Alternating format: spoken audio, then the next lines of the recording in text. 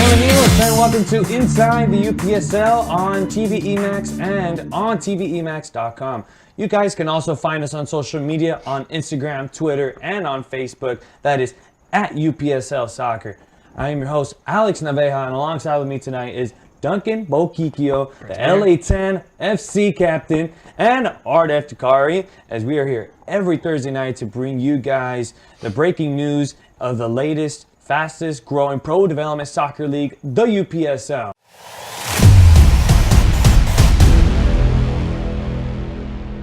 I'm going to go ahead and start off with off the top, introduce to you the three top stories in lower division soccer. First off, we would have to, I gotta ask you guys, how would you describe Chad Johnson's first game with Boca Raton FC, his debut with the UPSL? It made waves, obviously, when it was finally public. I think he'd been around the club for a little while before this, but it was really exciting. The game that he played in was the most viewed game in the UPSL this season. I think we're going to hear from Lee a little bit later on about how he played. But, exciting stuff. They lost, unfortunately, 1-0, but what a big deal. Get Chad Johnson in the UPSL. It's remarkable. Yeah, it's still hard for me to wrap my head around it. I mean, Chad Johnson is in the UPSL. But just saying that, you got to love it. Yeah. This is something new that he's doing. You see him doing different things and now going into soccer. That game got over 1,000 views. Yeah. But now we got to talk about the petition. The hashtag #ProRail4USA has reached FIFA President Gianni Infantino. What is this movement by America lower division clubs to enforce FIFA's competition league status do? What does this do for everything? Well, I think, most soccer fans want promotion relegation. We're all fans of the global game, obviously, and we see it everywhere else but here. What drew me to the UPSL originally was the fact that was such a key component in the league. And I think the league itself is proving that we can do it on a nationwide scale here, obviously on a much smaller level. But, this is the next step. If we got to take it to the top, we got to take it to the top. But I think we all want it to happen, right? It's exciting. Right. So. Yeah, right. of course we want it. It's just the way it should be. Mm-hmm. Now, UPSL's competitive third tier, UPSL League One, debuts in Texas this weekend. Does going up from one division to 3 tiers in 3 seasons make the Central Conference UPSL's biggest success story? Wow, I don't know. That's a big question. Obviously, that's the next step, right? Is just adding the tiers. Right? It was great to have, the Pro Premier and the Championship, but adding a third division just really kind of just shows how serious the league is in terms of committing to this model of promotion relegation. Mm-hmm. So yeah, I think in terms of is it the most impressive? I don't know. I'm not really sure, but it's exciting that it's across the country as well. Not just here in Southern California. Mm-hmm. Is it going to make more competition for the league now? A little bit more teams going to be able to have an opportunity to compete. What about yourself, Art? I think it's a tough question, but I mean, it's definitely a really good story so far. I mean, seeing that much expansion, having that established pyramid in Texas, I like it. I think we know everyone, we know how things go. We say everything's a copycat league, from one place to another, and I think we'll see other regions of the UPSL do the same thing. Absolutely. Mm-hmm. We're going to go ahead and take our first break here inside the UPSL, but when we come back, we're going to have the man himself, Duncan Bochicchio, is going to come in and talk a little bit of some announcements. Don't want to give too much away, but don't forget to follow us on all of our social media platforms on Instagram, Twitter, and on Facebook. That is at UPSL Soccer.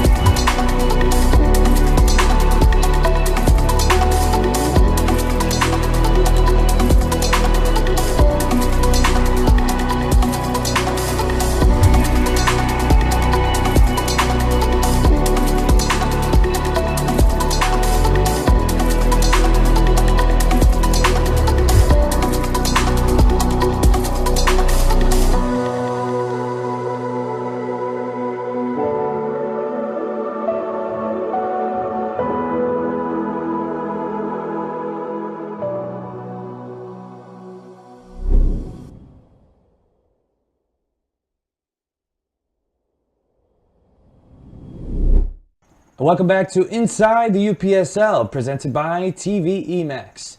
And now we'd like to welcome, he's already here in the show, but we'd like to bring in Duncan Bochicchio, LA10 FC captain. How you doing, Duncan? Good. Great to be back. Second time on the show. Excited. You know, it was just kind of like a last minute thing to come in and be an analyst on the show, but hey, we're happy that you were able to make it out here. Absolutely. But gotta ask you some questions. Let's do it. Some big things happened, especially with the announcement of Alessandro Del Piero. What was it like to accept the trophy for winning promotion from a living legend himself? It's pretty cool. I'm not gonna lie. We went the whole season unbeaten, and he was there at our last game of the season. We won the game 1-0. It was just the most thrilling experience ever. Like, I can't even say it's a dream because I don't think you could dream of having Del Piero as an owner of a UPSL team. So I don't even know if that would be truthful, but I mean, it was magical. You know, he had us at his restaurant after we won the game, which is called Number 10 Restaurant, which is pretty awesome. And then, and he presented the trophy to us, and obviously I'm the captain, so I was the first one to grab it from him. It's just a really special moment. Yeah, it's a video and photo that I'm gonna have forever. So really awesome. So, how is it that you then score in the first game after the announcement? Yeah. Well, so he had kind of taken over the club in secret last season, and then the start of the season was 3 or 4 weeks ago, and he went public on the day of our first game. That Sunday we played LA Wolves, and it was 0-0. I played center back. Just one of those moments where I was just following the play, moving forward, and followed up, got a 1-2, and just had a shot from range, and it was really special. Yeah, it's on screen now, obviously. See me, and my brother films all the games. So if you hear any screaming, that's him from behind the camera screaming. But I mean, that moment is so special. I couldn't believe it. We have all this media attention. Our social media accounts blew up thousands and thousands of followers. Obviously, he has some of the most loyal fans I've ever come in encountered on the internet, I guess. Right. And so we have all the support from all around the world, Italy, all over everywhere. So it was, for me to score that goal was unbelievable.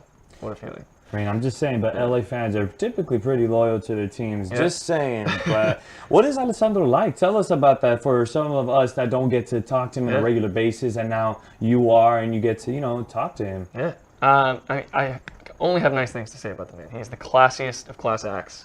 He's a good family man. His kids are there all the time. He's at every game and practice of theirs. He's constantly out of the country traveling, doing all these incredible things. He was just in Bali parading the Champions League trophy around. And playing in charity matches and stuff, but he always makes time to watch our games. That's why we stream the games. That's most for him, so he get a chance to watch them. He came to training yesterday and spoke to all the guys. He's just an incredible presence and a mentor for these guys, and he has all the respect obviously from the players, but he respects us as well. We're all working our way up the lower league ranks, and he really respects that. And nothing but nice things to say about him. Incredible human being. So yeah. All right, now let's get down to business. Yeah. What was the promotion celebration like? It was awesome. Like I said, at his restaurant, it was fantastic. It's really fine dining Italian cuisine, and they had it all our own separate space in the restaurant. Our other co-owner Jeffrey Whalen, who does a lot of the day-to-day management and is a lot of the work. Much of the credit of LA10 has to go to Jeffrey. He's incredible. But it was really special. We had speeches and everything, and it was just what a blast. So much fun. So nice. Yeah. So what's going to be the goal for the team this season? New division. We're in historically what is I think probably the best, most competitive division in the UPSL. The LA Wolves are perennial powerhouses. Cal FC, who we just lost to this weekend, unfortunately. We want to do well. The top 3 teams in the 7, make the playoffs, and that's absolutely our goal. Not a great start, but like I said, we played 2 of the best teams already in our opening game. So we'll see. It's a long season. We'll see how we do. But I think bare minimum was our goal is make the playoffs and see what happens then. That's always the goal, right? Right, of course. And Duncan, so have you become now a Juventus fan?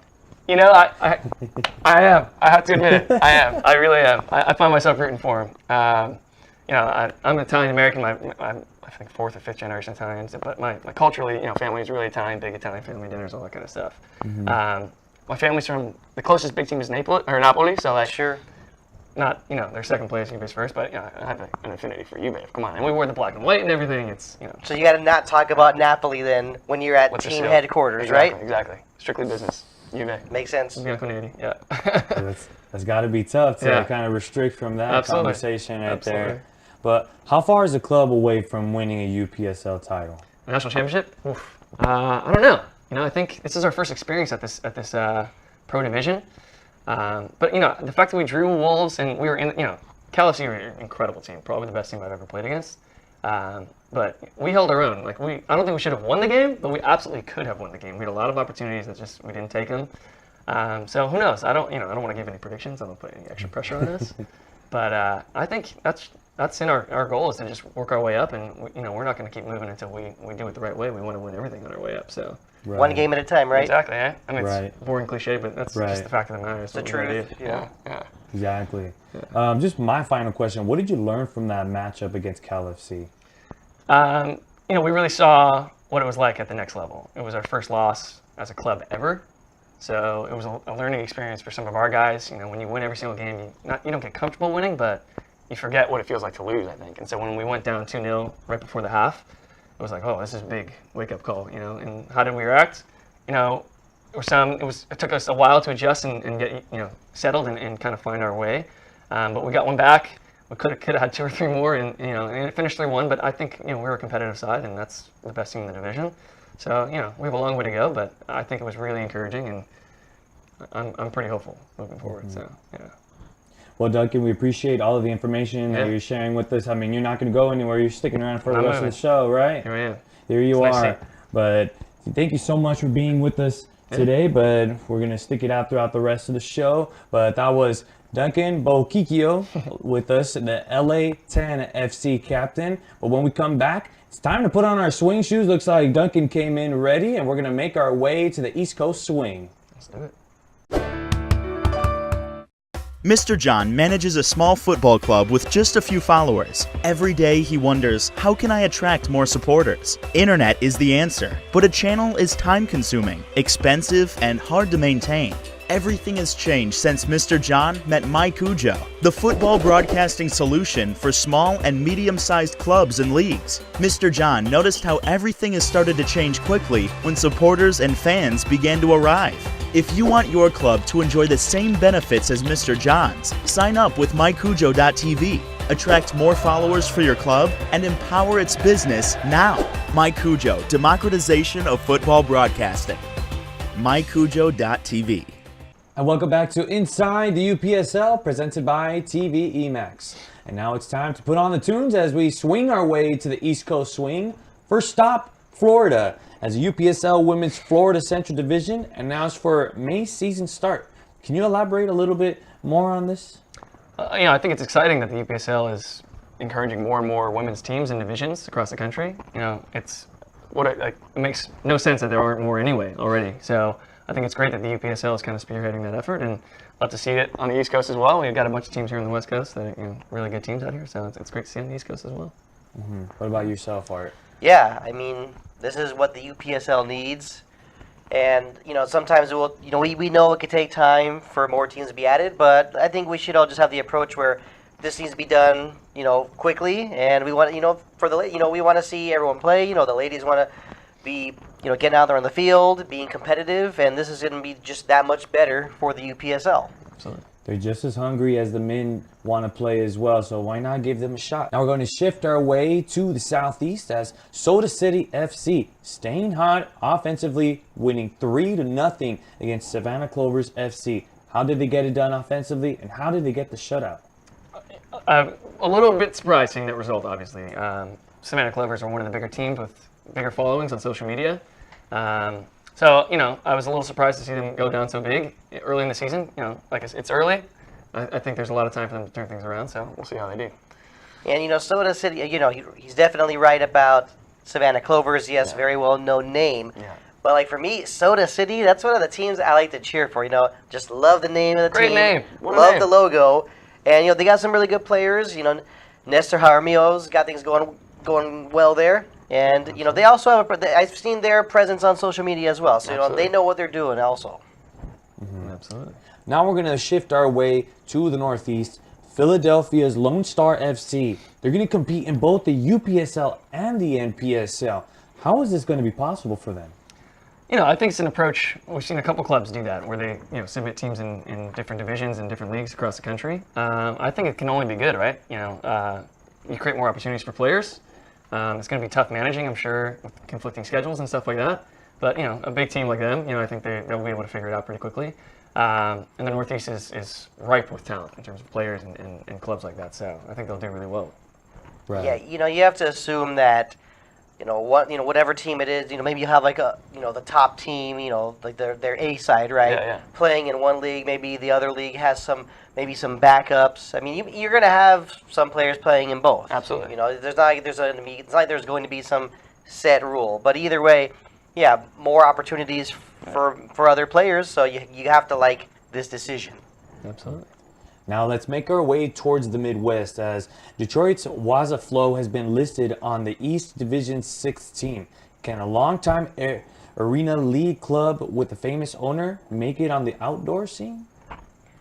It's a tough question. I mean, we've heard of other, even over here, the Ontario Fury. Yeah, they struggled, right, in their first Yeah, season here. they did. They definitely did struggle. I mean, so it's it's a tough question to ask. So you just got to wait and see, which players they have lined up. I mean, are some of them from their, arena team going to be from their arena league? Are they going to be playing as well? I mean, but yeah, that team name, Waza Flo. It's very catchy.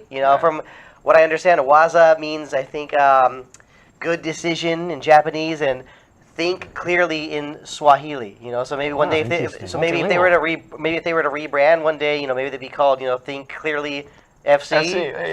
Never mind, that was pretty bad. Let's go to the next one. That was like Waza. All right, our final stop's going to be in the central part, as Round Rock SC gets a 2-0 shutout win over FC Knights in Pro Premier opener. Was this battle a sign of things to come in the Central Conference? Yeah, I think the Central Conference is really competitive. There's a lot of good teams down there. And clearly, it's good physical soccer in the UPSL. So I think Central Conference will be no different. Absolutely. Definitely. I mean, come on. It's Texas. We know they have the North, the South. The Heart. Yeah. And the Heart Division. Yeah, that's what I want to call it. I kind of want to say the Heartland, and some kind of old commercial comes back into my head. But there's so many good teams there, and in the Central Conference, in Texas, UPSL has really been taking off over there. Absolutely. Yeah, things evolving all over the UPSL. Looks like our song is over, but now we're going to shift our way to the West Coast What's Ups when we come back after this break.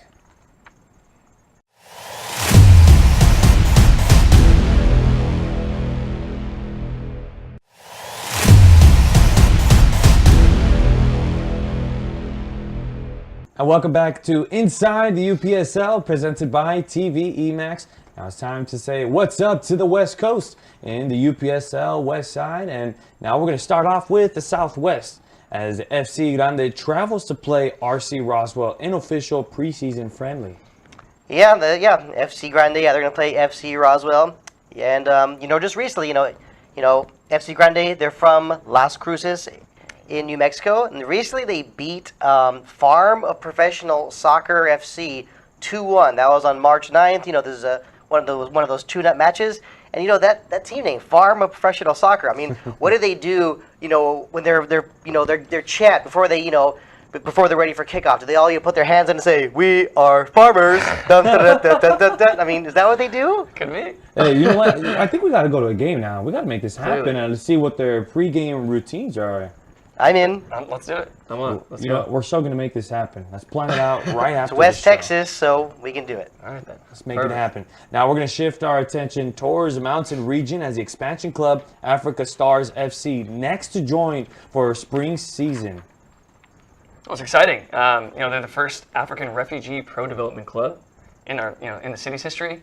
And I think it's just a testament to the UPSL in terms of the diversity of the league. We have teams all across the country and players of different backgrounds, and it's exciting to see something a little different here in the UPSL. So hopefully they do well. Yeah, they'll be in they'll be in Salt Lake City, Right. so very well known location. Yeah. And when it comes to teams with the African influence, a team that I'm a huge fan of is GAM United. And I, just so everyone knows, I came up with that hashtag GAM time, and I still want that scarf, so that way you could say GAM time, just like that. So I know they pay attention to this, so please make note of that. Get in touch. We're going to go ahead and write in little letters created by Art Eftikari. Make sure you get the credit for that. Yeah, I agree. I'd be honored. So we might have to take care of that afterwards, actually. Sure. Now we're going to shift our way to the Pacific Northwest. Some more exciting news as the Arctic Rush joins the Alaska Division. Can we get more details about this new team joining in? Great things happening up in Alaska, right? Yeah, I think when we first heard that there was going to be a team in Alaska, everyone's question was, who the heck are they going to play, right? Like, I don't know how that's going to work, but, now there's a second team in the division, and, it's just as big a state as any in the U.S., so I'm sure there's plenty of soccer up there. And I guess there's some kind of partnership between the two clubs already, so, I think this is important that you're trying to build the foundation there, and if it starts with one, then there's two teams, and we'll just see, however long it takes, but I'm sure it'll work its way up into a competitive conference very soon. And depending on what time of the year it is, I mean, some of their night games could be just like nice, really bright and sunny. So what's the pay? Hopefully they're streaming their games on My Cujo. There you go. We've actually talked about it in previous times where we've had we might have a game later on that night for the Alaska games just due to climate and how the weather's going to be up there. Now we're going to move our way to North Cal. Contra Costa FC gets a huge 5-0 victory over Chico City Rangers in Hope Opener.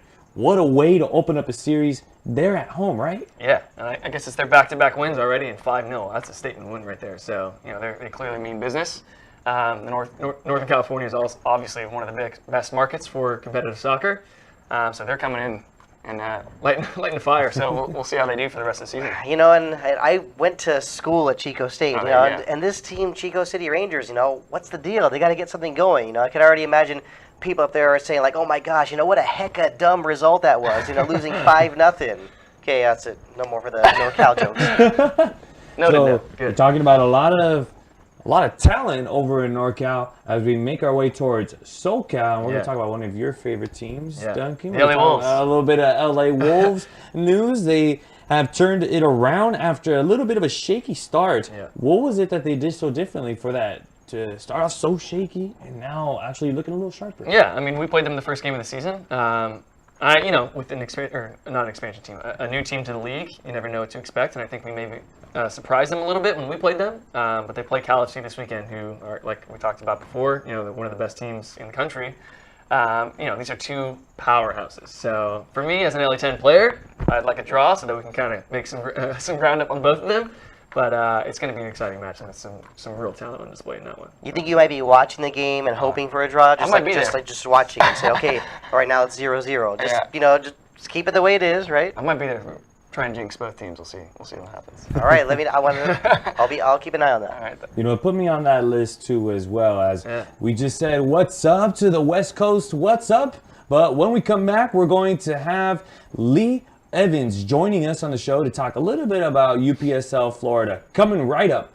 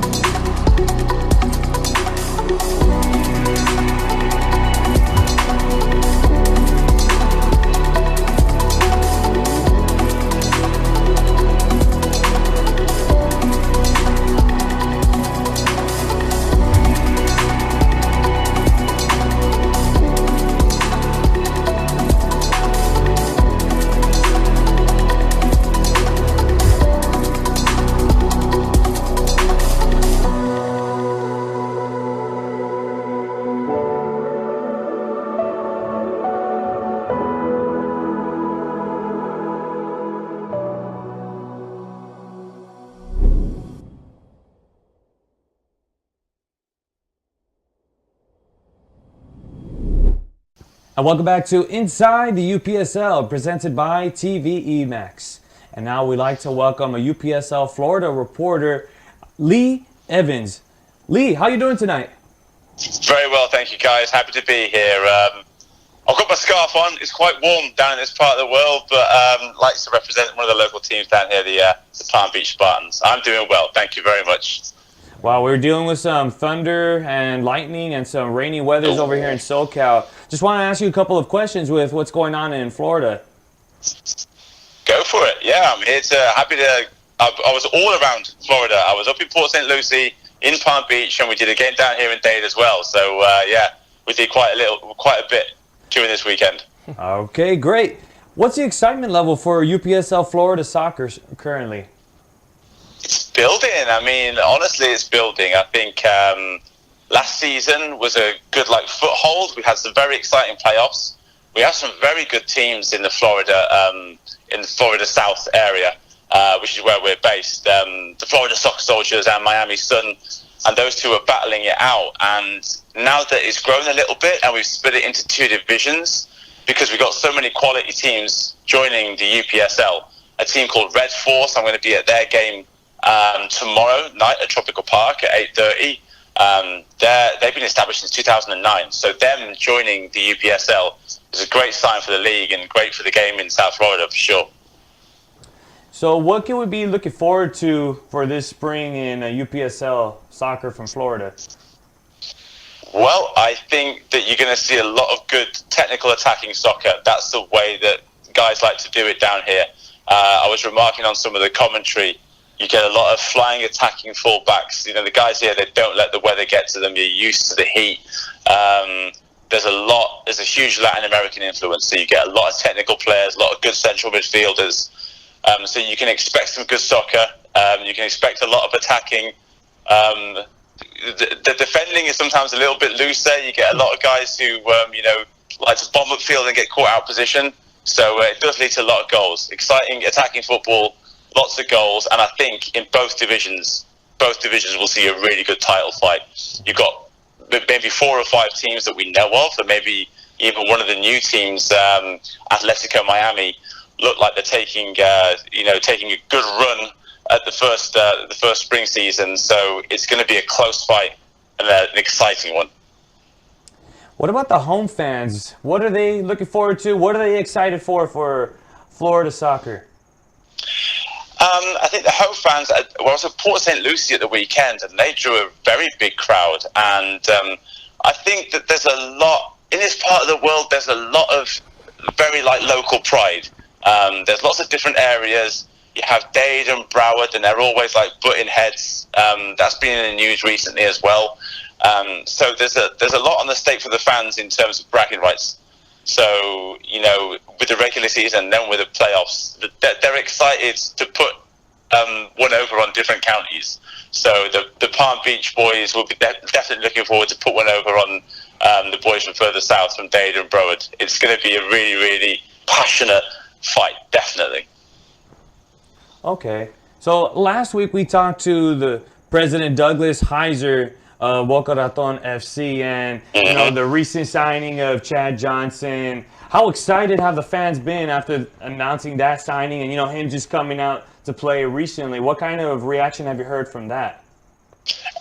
Obviously, it brings attention to the league, and then people come and they watch. They want to come and they want to see Ocho Cinco playing soccer. But they tend to find that they enjoy the experience and want to stick around. I mean, don't get me wrong. In Port St. Lucie, a lot of the fans were there for the home team, but I'm sure quite a few turned up because of Chad.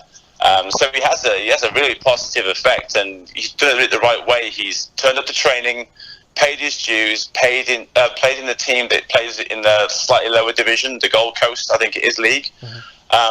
So he does create excitement, and I think he's got a little bit of work to do to get up to speed with playing with young, professionally minded players. Certainly plays a professional approach, but he brings a lot of excitement, definitely.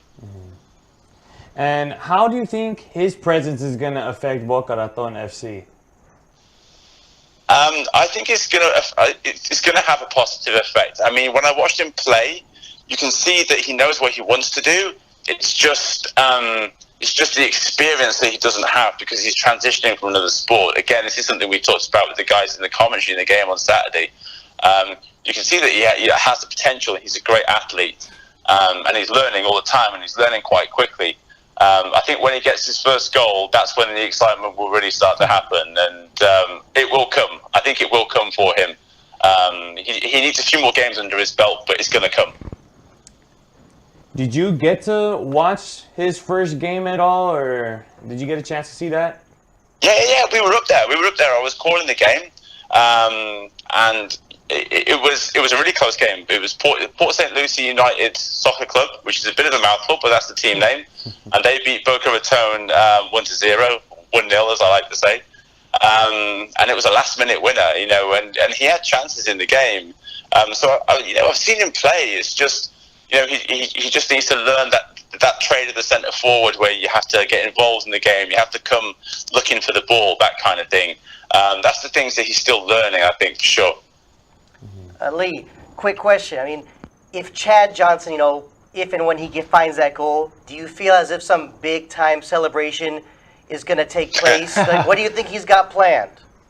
I mean, I'm sure he's got something planned. I mean, he's I don't know, eccentric isn't the right word, but he's a character for sure. He's definitely a character, and I'm sure that I think I'm going to say when, not if, a goal goes in, he's going to enjoy that moment, and I'm sure there's some celebration planned, because you can't do that in the NFL, can you?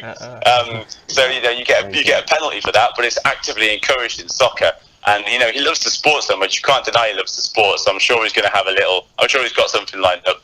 He won't mind the yellow card. Yeah, exactly. No, I don't think so. Yeah, I mean, he's the same age as me. If I looked that good, I'd take my shirt off when I scored as well. Yeah. My final question is, what makes Florida soccer so exciting? What differentiates Florida soccer from all of the other regions in the UPSL? Wow, I mean, that's a really tough question. I mean, I obviously, like, I don't really know that much about the other areas, but what I can say about Florida is it's a cosmopolitan part of the world. I know lots of other parts of America are, but we do have this huge Latin American influence, but also like a Caribbean influence as well. And that's something that I don't think that you get in other parts of the USA so much. You know, I was at a competition called the Haiti Cup, which was a lot of Haitian teams and a few other Caribbean teams as well. I think you get that little bit of flair. Like I said earlier on, when I was talking, you know, you get that bit of flair. You get players who aren't scared to express themselves. You know, there's no fear down here. We don't have fear. We live in the path of hurricanes. You know, we don't fear anything. So they play football. They play their soccer without fear. That's what you can expect. Fearless soccer. Love it. Lee, thank you so much for your time. We appreciate you coming on the You're show. welcome. And if everyone fancies a scarf, go get a Palm Beach Spartan scarf. I know people collect scarves. Those guys, they're a community-run club and everything. They're a non-profit. Go and get one of these. It's pretty fly. Well, definitely check that out. Thank you so much, Lee. We appreciate it. Good luck this spring, and good luck with the coverage. Thank you, guys. Great to be here, and good luck with the thunderstorms. I hope the weather improves for you soon. Thank you. Same to you. That was Lee Ifans, Florida soccer reporter. We're going to step aside, but when we come back, we're going to have our final thoughts and our final goodbyes. But don't forget to follow us on all of our social media platforms. That is on Twitter, Facebook, on Instagram. That is at UPSL Soccer.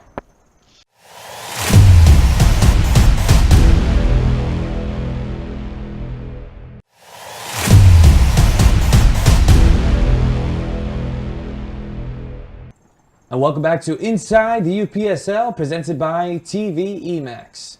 And we're here with Duncan Bochicchio, and along him was Art Epticari. Recently you went to Alessandro Del Piero's Italian restaurant. Oh, yeah. And I'm kind of curious, what did you order there? The seafood gnocchi is delicious. That was good, huh? The go-to, yeah. I'm a big gnocchi fan, personally. Okay. So if Art and I It's lunchtime. We want to go get something to eat. What would you recommend for us to go grab? Oh man, I mean, it's classic, delicious Italian food, so you can't really go wrong. Just come hungry. Well, you know what? Like I have worked at my fair share of Italian restaurants. So are you telling me that it's even better than Olive Garden? Hey, it's Just kidding. Just kidding. Whoa, whoa, blasphemy! No, that's terrible. Oh, whoa, that's pretty amazing if you beat Olive Garden, because you know everybody, the hype is in Olive Garden and all that. So any chicken parmesan, that's usually what I like to order there. Sure, Alessandro can cook something up for you. I'll ask him. All right, well, we definitely got to make that happen as well. A lot of things we got to make Sounds happen. like a plan. Make happen after this show. But unfortunately, we are out of time for Inside the UPSL. We'd like to thank everybody for participating with us. We first like to thank Duncan Bochicchio for being with us on the show, along with Lee Ifans being with us on this show. Thank you so much for everybody watching, and don't forget to tune in every Thursday and for tuning in tonight.